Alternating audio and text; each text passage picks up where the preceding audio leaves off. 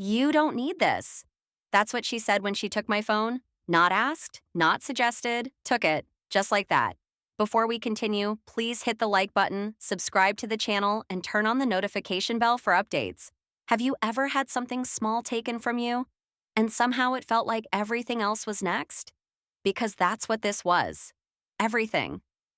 I was standing in the middle of the living room, barefoot, exhausted, holding my 6-month-old son Noah while he cried into my shoulder like something was wrong he couldn't explain. Maybe he could feel it. Maybe babies always know. My arms ached. My head throbbed. I hadn't slept more than 2 hours straight in weeks. And right in front of me, my mother-in-law, Diane, 58, calm, composed, smiling like she was doing me a favor. You're overwhelmed, she said softly, turning my phone over in her hand.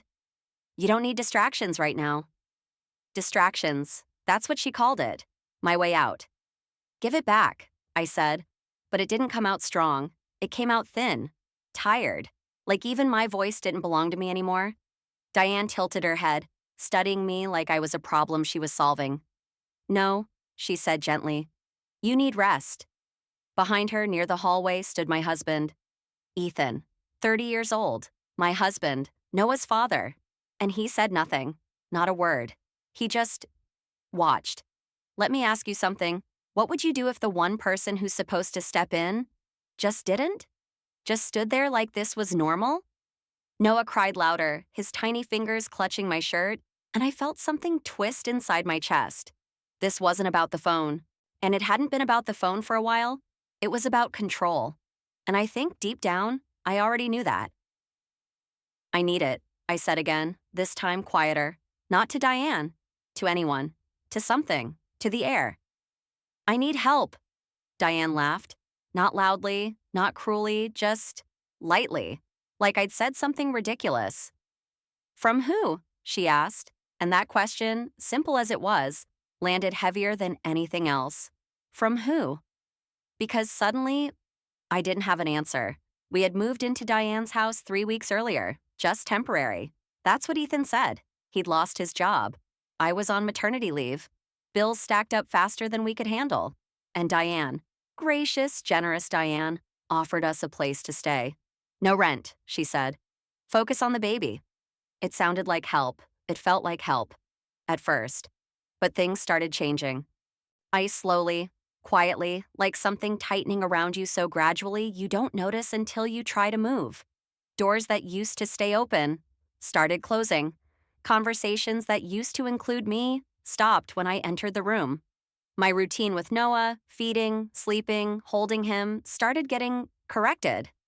You're doing it wrong, Diane would say, smiling. Always smiling. And Ethan? He always had an explanation. She just has more experience. She's trying to help. Don't take it personally. But this felt different. Because now I was standing there, holding my crying baby. And my phone, the one thing that connected me to the outside world, was in someone else's hand. And my husband was letting it happen.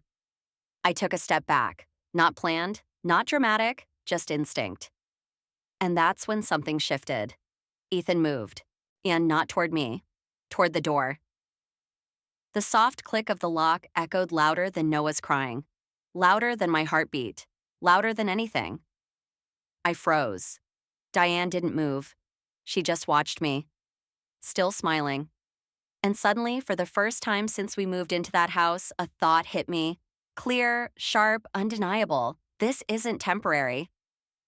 Noah whimpered against me.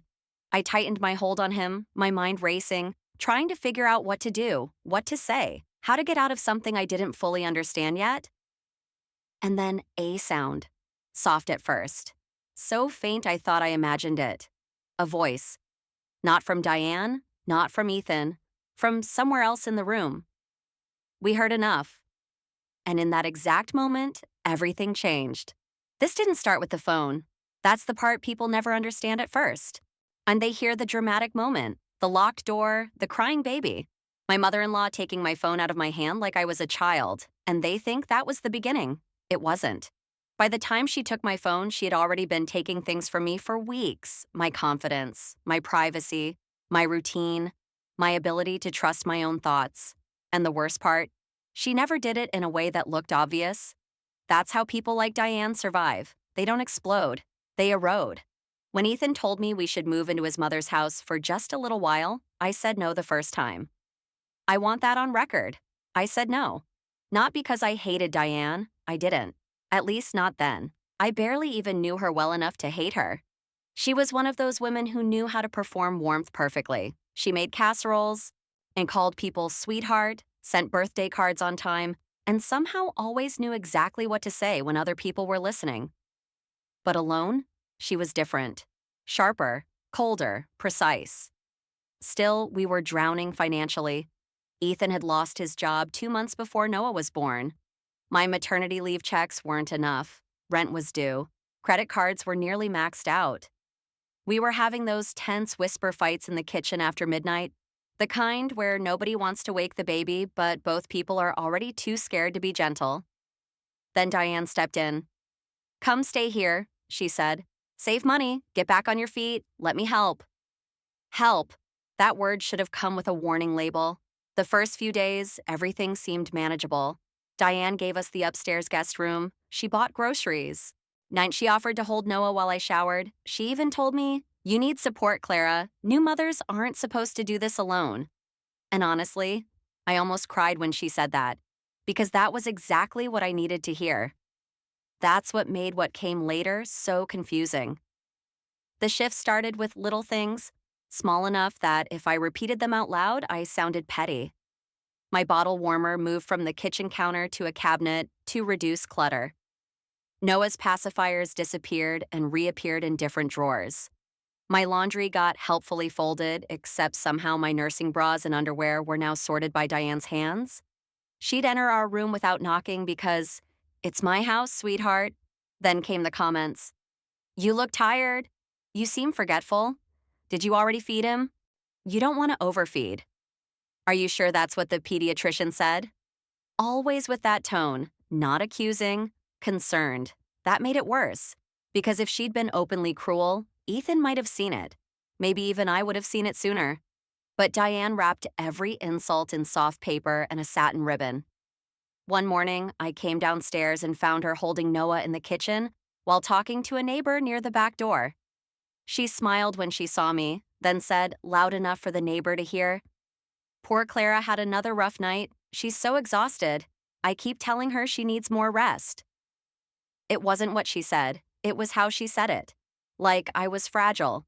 Like I was barely functioning. Like she was the one keeping everything together. And the neighbor looked at me with that expression people get when they don't know whether to pity you or worry about you. I smiled, took Noah back, and went upstairs with my face burning. Later, I told Ethan it bothered me. He didn't even look up from his laptop. "She's just worried about you." "No," I said.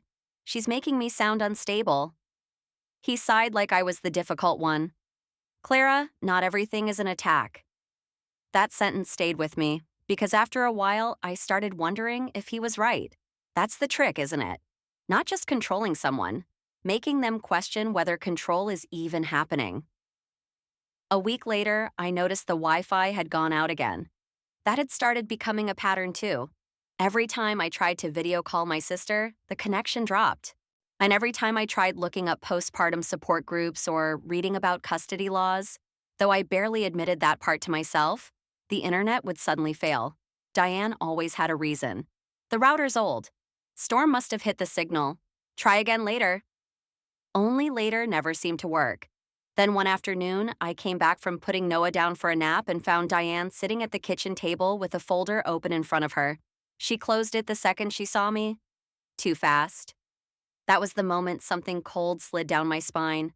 Because people only hide things when they know those things matter. I forced a smile. "What's that?" "Nothing important," she said. And maybe I would have let it go. Maybe I would have done what I'd been doing for days. Swallowing my instincts, smoothing things over. I'm telling myself not to make problems bigger than they were. But then she added, "You really should rest more. You've been so scattered lately." Scattered? There it was again. That word choice, that quiet little knife. That night, while Ethan was in the shower, I told him I wanted us out of the house by the end of the month. I didn't care if we had to stay in a motel. I didn't care if we had to borrow money. I wanted out. He looked stunned. Because my mom organized a folder? Because your mom is watching me? He laughed once, short and humorless. You're being paranoid. Paranoid. I stared at him, and right there, sitting on the edge of that too-soft guest bed with a baby monitor buzzing faintly between us, I realized something that scared me more than Diane ever had. He wasn't just failing to protect me, and he was already on her side. Still, I needed proof. Something real, something I could point to.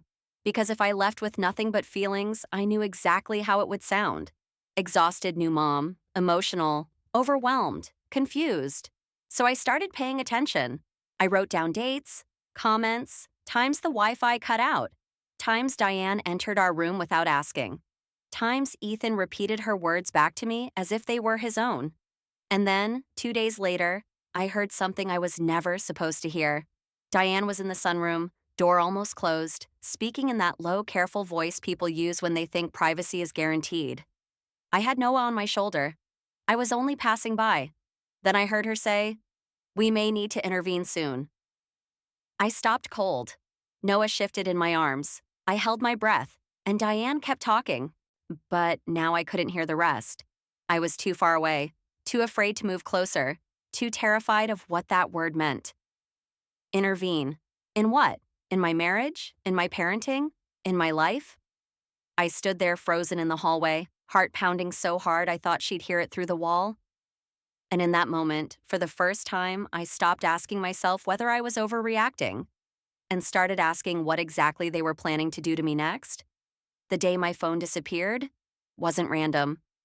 It felt sudden in the moment, sharp, violent in its quiet way.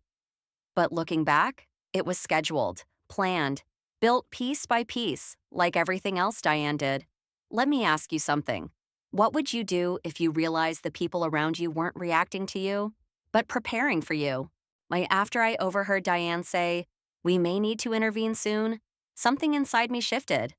Not panic, not yet. Clarity. Because now I knew I wasn't imagining it. There was a plan. I just didn't know how far it went. That night, I barely slept. Every sound in the house felt louder. Every creak, every footstep, every low murmur from downstairs felt like it meant something. Ethan came to bed late. I pretended to be asleep. He didn't touch me, didn't check on Noah, just laid down, turned away, and scrolled on his phone in silence. That silence said more than anything else could have. The next morning, I started looking. Carefully, quietly. I waited until Diane left the house, just running errands, and Ethan went out to check on a job lead. The second the front door closed, I moved. Not frantically, methodically. Because whatever they were doing, I knew one thing. If I rushed, I'd miss it. I started in the kitchen, nothing obvious. Then the living room, still nothing. But when I reached Diane's home office, that room she always kept just slightly closed, I felt it again. That same cold feeling from before. The one that told me I wasn't supposed to be there. I stepped inside anyway. The room was spotless. Too spotless. Like it wasn't meant to be lived in, just managed. Her desk sat in the center, papers stacked neatly, laptop closed, and then the drawer, the same drawer I'd seen her close too quickly. My hand hovered over it. For a second, I hesitated, because opening that drawer meant crossing a line. It meant I wasn't guessing anymore. I was confirming. I opened it. Inside was a folder, thick, organized, labeled. My name was on it. Clara, notes. My stomach dropped. I flipped it open, and suddenly everything that felt vague became specific, documented, recorded, weaponized, dates, times, observations. She appears fatigued and emotionally inconsistent, displays signs of forgetfulness, overreacts to minor stressors, possible postpartum instability, monitor closely. My hands started shaking. This wasn't concern. This was a case file, and then it got worse. Attached behind the notes were printed emails, legal consultations, subject lines like temporary guardianship inquiry, assessment requirements, Steps for custodial intervention. My vision blurred. I scanned faster. Desperate now, looking for something, anything, that told me this wasn't as bad as it looked. But every page confirmed it. What, they weren't just talking about intervening, they were preparing to take my child. And Ethan. His name was on the emails too. CC'd, included, aware. I couldn't breathe. For a moment, I just stood there, gripping the edge of the desk, trying to steady myself, trying to understand how I had gone from being a tired new mom to being documented like a risk. Then I heard something. The front door. Voices. They were back. Panic hit hard this time. I shoved the papers back into place. Too fast, not as neat as before, and closed the drawer just as footsteps moved into the hallway. I slipped out of the office and into the kitchen, grabbing a bottle from the counter like I'd been there the whole time. Diane walked in first. Her eyes landed on me immediately. Sharp, assessing. For a split second, I thought she knew. But then she smiled. That same soft, practiced smile. Clara, sweetheart, you look pale. Are you feeling all right? There it was again. The script, the narrative. I'm fine, I said. But my voice betrayed me, just slightly. Enough. Her eyes lingered. Longer this time, and in that moment, I knew something had changed. Because now, I wasn't the only one who knew there was a plan. That afternoon, everything escalated. Faster than I expected, faster than I could prepare for. It started small, Diane insisting on holding Noah longer than usual, correcting me more sharply, interrupting me mid-sentence. Then Ethan joined in, not aggressively, worse, calmly. Maybe you should rest more. You've been overwhelmed lately. Mom's just trying to help. They were aligning, openly now. By evening, I understood something terrifying. They weren't hiding it anymore, because they didn't think I could stop it. So I made a decision. If they were building a case against me, I needed evidence against them. That night, while rocking Noah to sleep, I opened my phone and searched for anything. Anything that could help me document what was happening. That's when I found it. A feature I'd never used before. Emergency SOS. It didn't just call for help, it could send live audio. Continuously. Silently. My heart started racing. Because suddenly, for the first time since this started, I had a way to be heard, even if they thought I wasn't. The next morning, I didn't wait.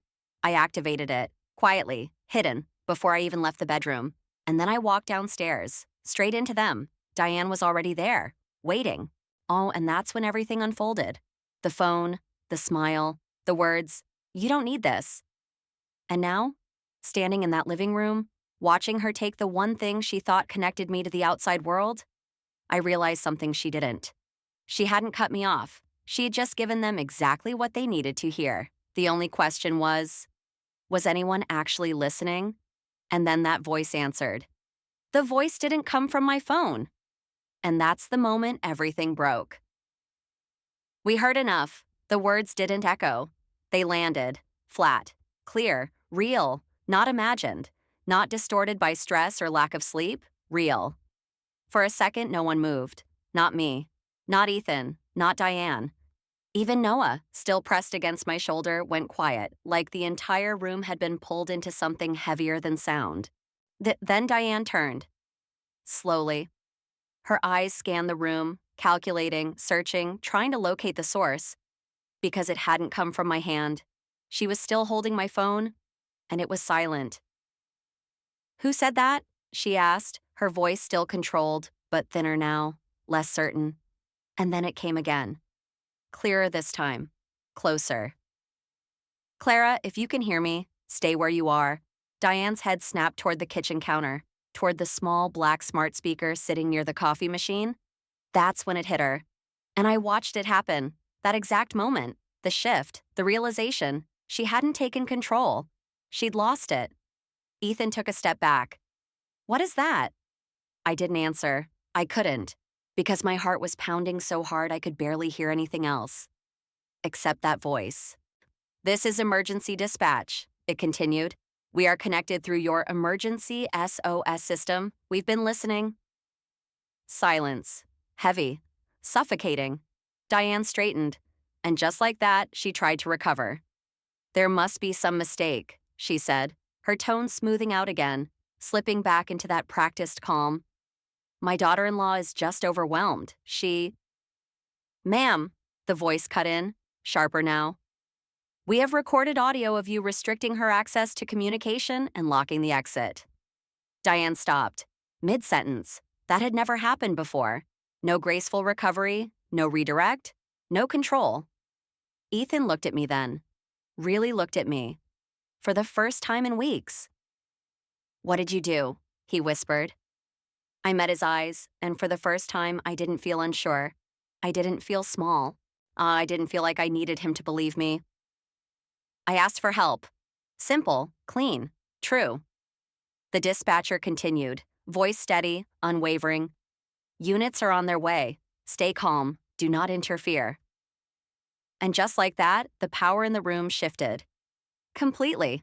Diane laughed, but this time, it didn't sound natural. It sounded tight, forced, like something cracking underneath. This is ridiculous, she said. You're blowing this out of proportion. We're family.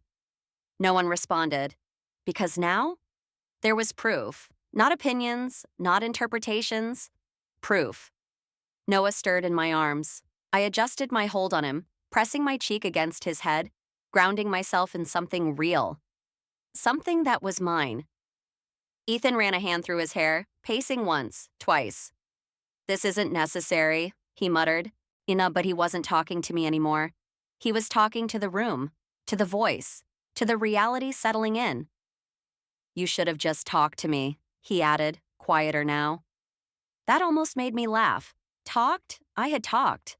Over and over, and every time my words had been redirected, softened, dismissed, or rewritten into something else. Now they couldn't be. And then faint at first. A sound from outside. Sirens. Diane heard them too. I saw it in her face. That flicker. That crack in the composure she had held so tightly for weeks. They're not coming here, she said quickly, too quickly. This is unnecessary, I'll explain. But she didn't sound convinced anymore. The sirens grew louder, closer. Ethan stopped pacing. Frozen now. And caught between two realities. The one his mother had been building, and the one crashing in from outside. Mom, he started, but he didn't finish. Because there was nothing left to say. The illusion was gone. I took a step back, not out of fear this time, out of space. Breathing room. Noah shifted again, quieter now, and I realized something strange. For the first time since we stepped into that house, I didn't feel trapped. The dispatcher's voice returned, softer now. Clara, officers will be there in less than a minute. You're doing fine.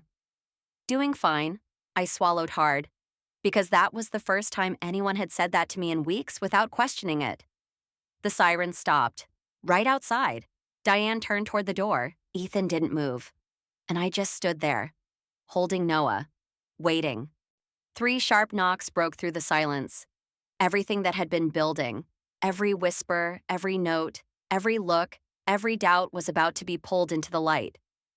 And for the first time, I wasn't afraid of what they would find. I was waiting for it. Because now, they were the ones who had to explain. The knocking didn't stop. 3 sharp hits against the door, firm, controlled, undeniable. Not polite, not hesitant, official. Diane froze. For the first time since I had known her, she didn't move immediately, didn't speak, didn't smile. Open the door, the voice outside commanded. Ethan looked at his mother. Not at me. Still her. Even now. Mom, he said again, quieter this time. But whatever certainty he had before, whatever belief system he had been leaning on, it was slipping. I could see it. Because reality doesn't argue. It arrives. Diane inhaled slowly, straightened her posture, and walked toward the door. Composed again. Or at least trying to be. She opened it. 2 police officers stood on the other side. Calm, alert, already assessing everything. Ma'am, one of them said, we received a distress call connected to this residence. Diane smiled. That same practiced smile. But it didn't land the same way anymore. There's been a misunderstanding, she began smoothly. My daughter-in-law has been under a lot of stress. Actually, the second officer interrupted, stepping slightly forward. We've been listening. Silence. Again. But this time, it was different. Final. The illusion Diane had carefully built, the concerned, composed, reasonable caretaker, collapsed right there in the doorway. And because now there was something stronger than her words. Recordings. They stepped inside. Their attention moved immediately to me, to Noah. "Are you Clara?" one of them asked. I nodded. My throat felt tight, but I forced the words out. "Yes. Are you able to step outside with us?" Diane turned sharply. "That's not necessary. She's fine." "I'll go," I said. And that was it. That was the moment. The line. The shift from being managed to making my own decisions again. I walked past Diane. Not fast, not rushed, just steady. Holding Noah close as I stepped outside into the open air, and it hit me immediately. The difference. The air felt bigger, lighter, like something had been pressing down on me for weeks and had finally lifted. Behind me, voices continued inside, measured, controlled, but no longer in Diane's favor. One officer stayed with me, asked simple questions, clear ones, not leading, not suggestive, just facts. "Did you feel prevented from leaving the home?" "Yes." "Did someone take your phone from you?" "Yes." "Did you feel unsafe?" That one lingered. Because unsafe doesn't always look the way people expect. There were no bruises, no screaming matches, no dramatic threats. But I answered honestly. Yes. Inside, I could hear Diane again. Trying, still trying, explaining, reframing. "She's been unstable. We were helping her. She's overwhelmed." But it didn't matter anymore, because for every word she said, there was audio that said something else. And then Ethan came out.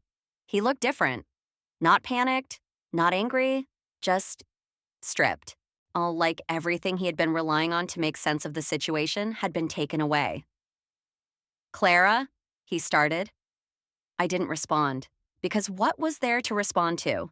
He hesitated, then tried again. "I didn't think it would go this far."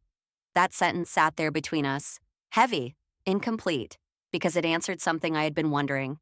He knew, not everything, but enough. Enough to question, enough to act, enough to stop it. And he didn't. "I need you to understand," he continued. "We were just trying to make sure Noah was safe."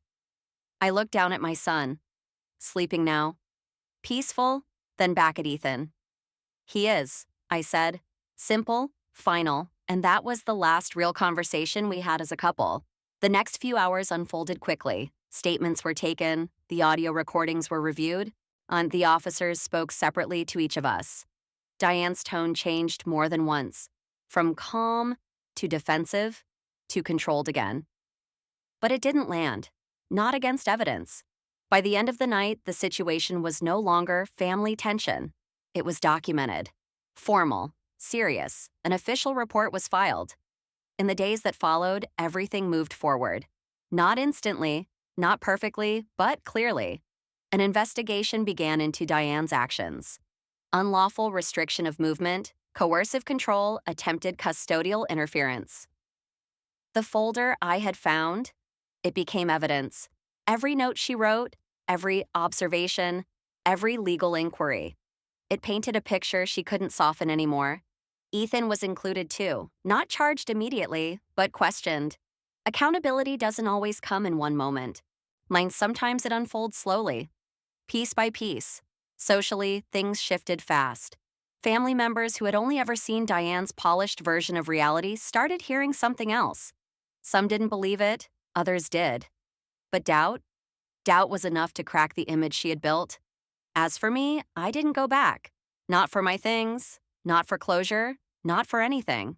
With support from local services and Lena, who had been the one to receive the SOS alert and call emergency services, I found a small temporary apartment within a week. It wasn't perfect, it wasn't spacious. But it was mine. Legal protection orders were put in place. Temporary custody of Noah was secured fully in my name. And for the first time since all of this began, I wasn't being watched. I wasn't being corrected. I wasn't being rewritten. I was just there. Then weeks later, one evening, I sat by the window while Noah slept in his crib beside me. The room was quiet, not tense, not heavy, just quiet. I picked up my phone, held it in my hand for a moment.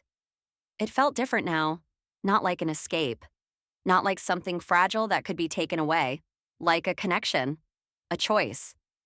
My thumb hovered over the screen, then relaxed, because I didn't need to call anyone. Not anymore. I looked over at Noah, at the steady rise and fall of his chest, at the calm that had replaced the chaos, and my mind drifted back. Not to the fear, not to the arguments, to that moment, that voice. We heard enough. I exhaled slowly, because in the end, that's all it took. Not proof of everything, not a perfect plan, just enough truth. Finally heard by the right people. And now, no one was taking anything from me again.